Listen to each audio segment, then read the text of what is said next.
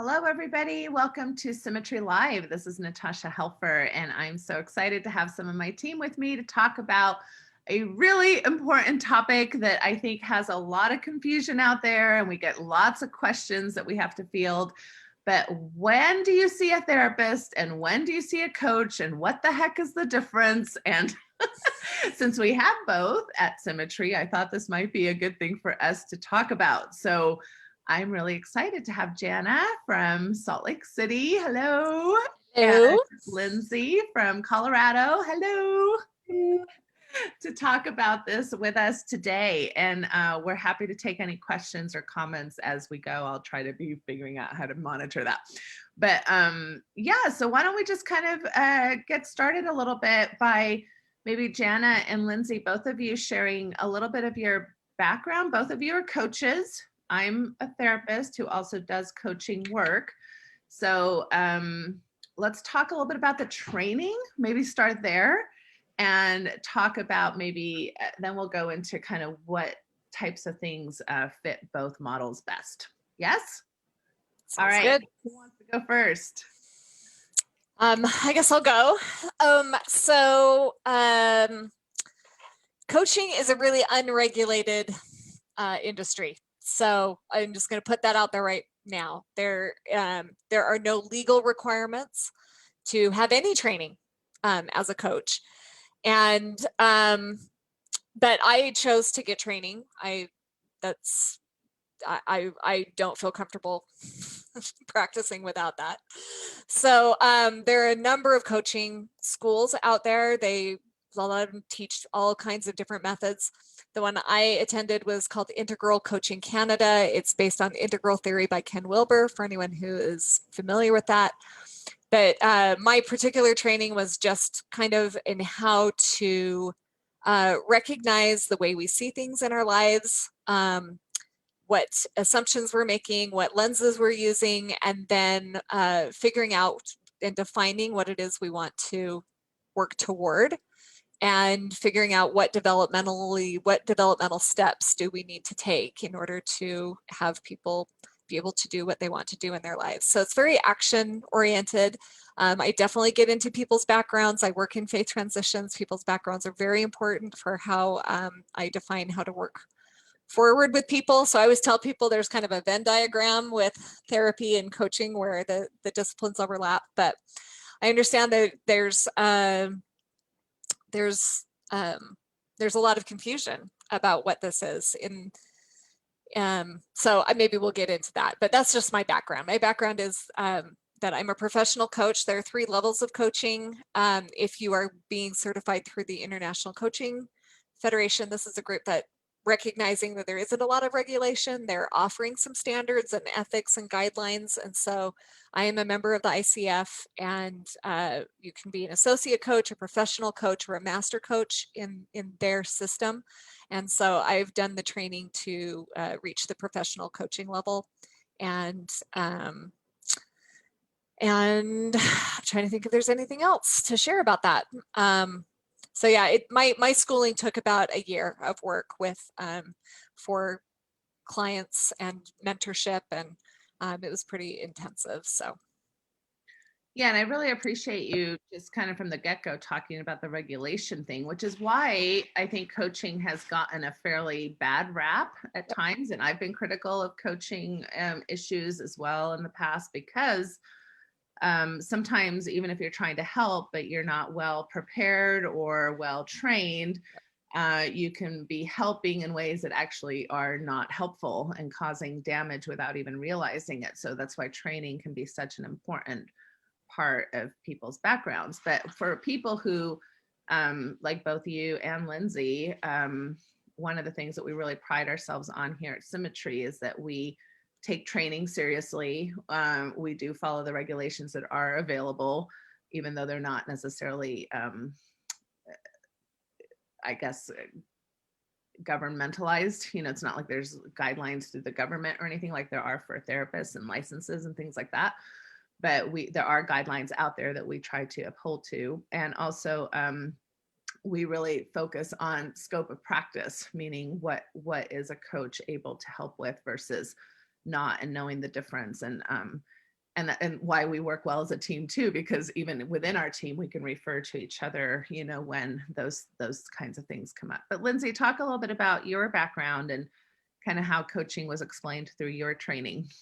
Yeah, I did want to mention that from what I understand, they are moving towards more federal regulations for coaching, which I think is fantastic because I have run into lots of people that give good advice and then start calling themselves a coach. And that just makes me nervous, to be quite honest. Like, that's actually not what coaches do. I'm not just here telling you what to do with your life. And I think that's kind of what people think.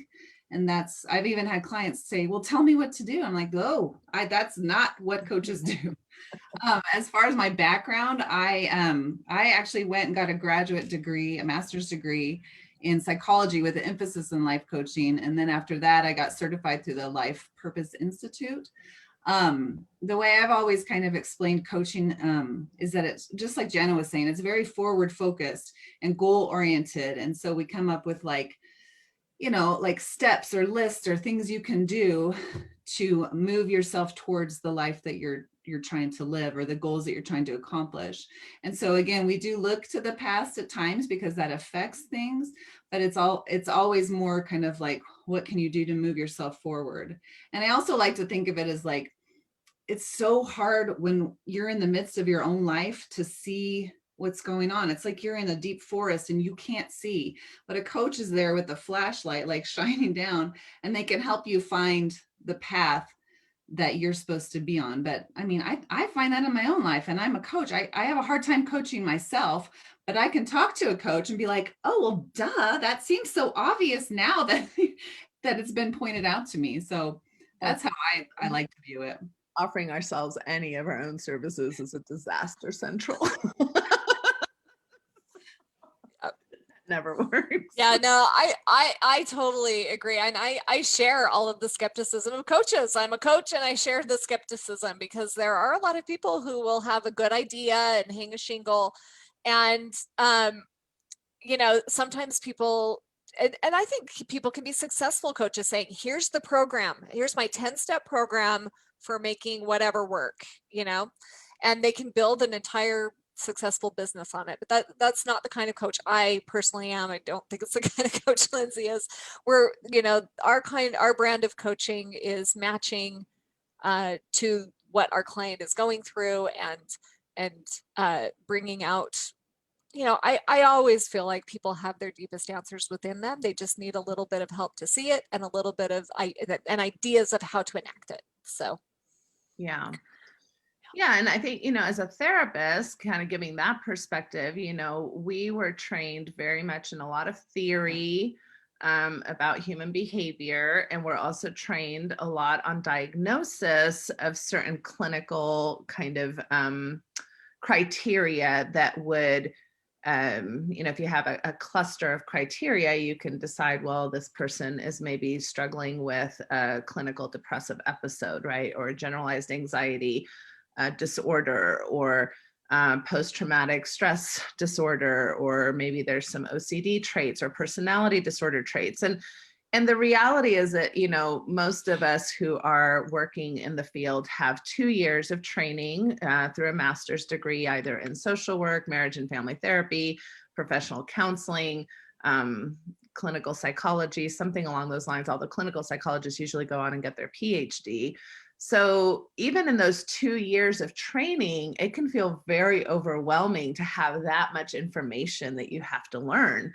And why it's important that people understand that coaches don't typically have any of that training in regards to that clinical, medical kind of model perspective. And it is important, right? Like, I mean, I always try to talk about, like, if you're going into the doctor and you have cancer, but you're going to the I don't know, podiatrist, it's not a good match, right? You need to really kind of know where you're at, what's going on for you. And for a lot of people, coaching is a wonderful fit when there's like an acute problem, when there's a transitional issue going on in their lives, Maybe there's been a faith transition. Maybe there's been a death in the family. Maybe there's been a life change, like unemployment or a new job or a move or a divorce, so there's lots of things that happen in our lives that can cause acute distress. Like in this particular moment, I'm having anxiety or even some depression or grief. And although it may fit some of that clinical model, because it's short term, sometimes those short term solutions and having somebody talk through some of those things from a coaching perspective can be very helpful. Some people do both. Like I know we have a lot of people in our clientele who work really well with a coach and are also working with a therapist and or a psychiatrist for the pharmacological options of their treatment. And that can work well. And sometimes people realize, they'll do some coaching and then they'll be like, this was helpful. And now I really need to go in and do some more intensive therapy. Because I'm realizing as I do my coaching work even, and I know Jana and Lindsay, you both, because you bring it to our provider meetings all the time, will have those kinds of referrals, right? You're like, okay, so we did some really good work, but now we're realizing that there's some deeper seated trauma or that there's some other things happening. We need to refer them to something more intensive. So all of those things are really great ways to use both coaching services and therapy services. And I think, what's probably interesting in the literature is that the number one thing that people find will help them be effective in their moving forward is the joining process. So whether or not you feel comfortable with the person that you're sitting across with, whether or not you feel safe, whether you feel heard, validated. So obviously either a therapist or a coach could either offer or not offer that kind of a space where people can start to, peel back the layers of the onion, as we like to say, in regards to their work.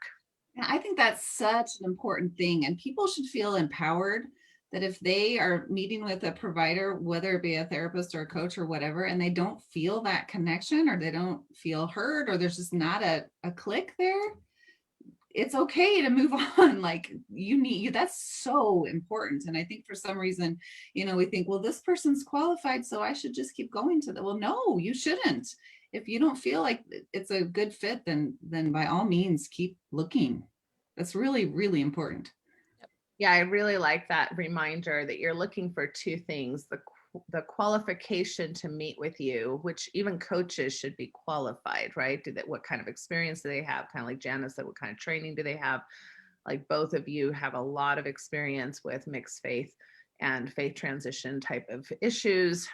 You also have some relational, things that you work with. I know Lindsay, you work with issues around divorce and post-divorce issues, et cetera.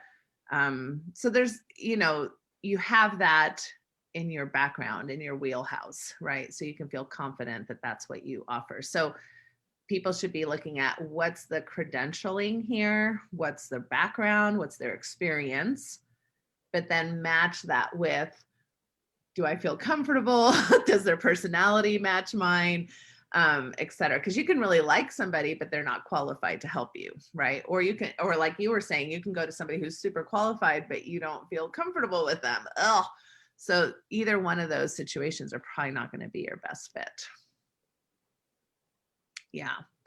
Well, anything else as far as explaining kind of the differences? I think that there's obviously different. I think both of you mentioned solution focused and kind of more future focused. Therapy sometimes can be more past, looking at past patterns and past trauma and, things that maybe are still affecting you that have happened in your life. Although there's a lot of therapy approaches that are also solution focused and future focused. I mean, I tend to work from a solution focused model, even as a therapist, but I do think that a therapist is going to be more equipped to assess kind of the mental health and the interplays, because sometimes you can have what's called comorbidity, which is like more than one mental health thing going on at the same time. Like you can definitely be having,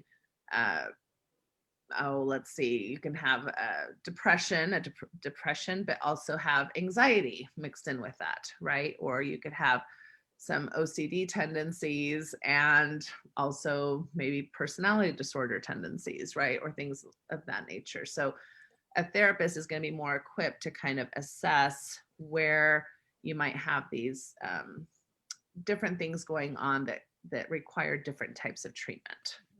Yeah. And if there are those types of things that need that kind of treatment, it can really get in the way of your coaching work.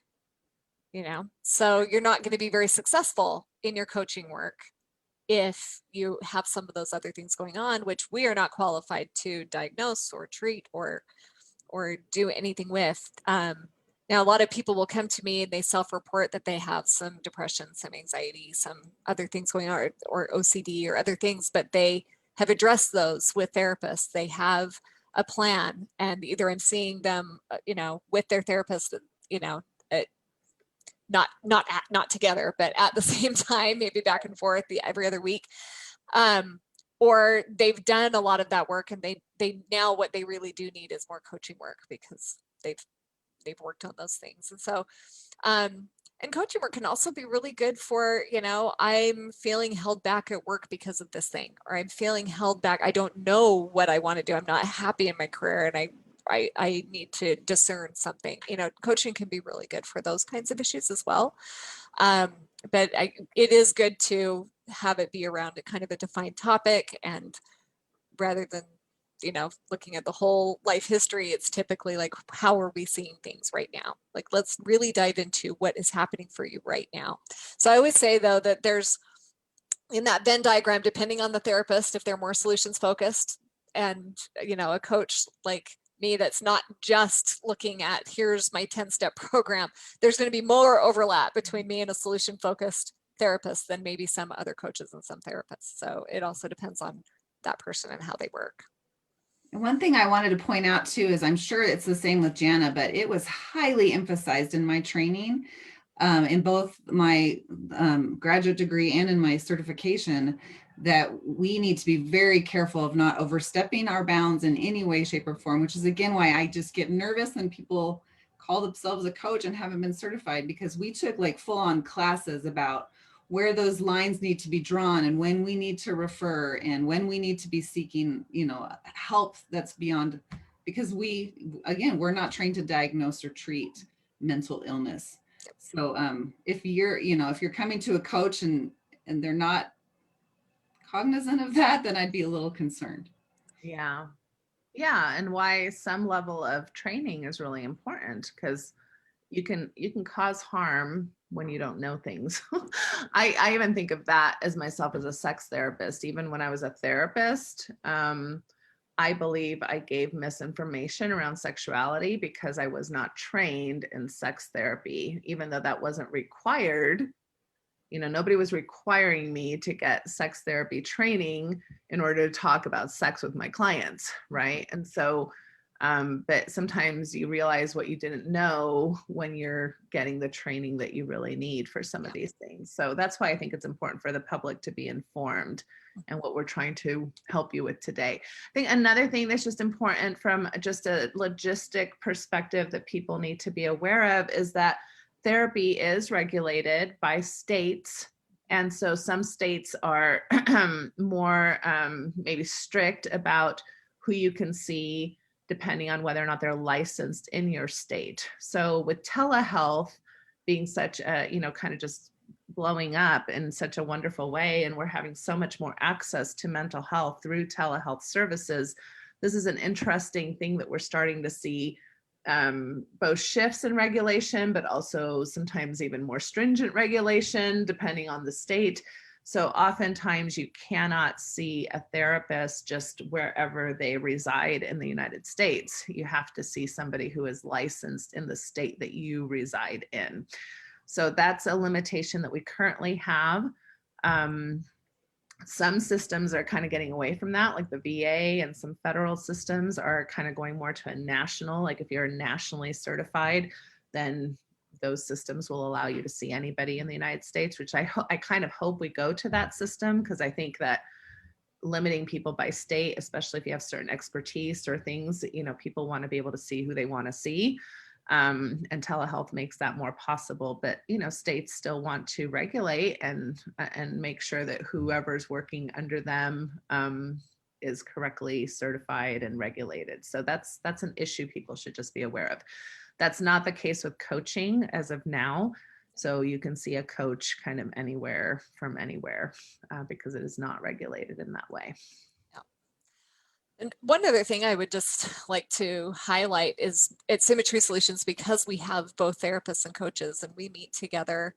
And so I feel like we are hyper aware of these situations. So that's one thing that's kind of nice. We talk about these things all the time about what the differences are.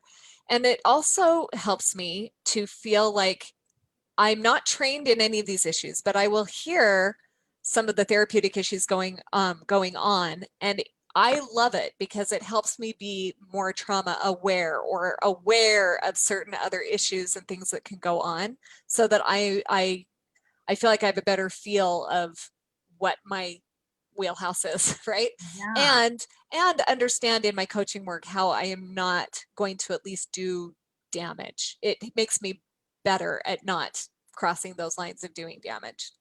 So that's something I've just really loved about my association with Symmetry and the therapists that I work with. I'm really grateful for that. Well, I appreciate you saying that. And I think that we do take all of this very seriously at Symmetry.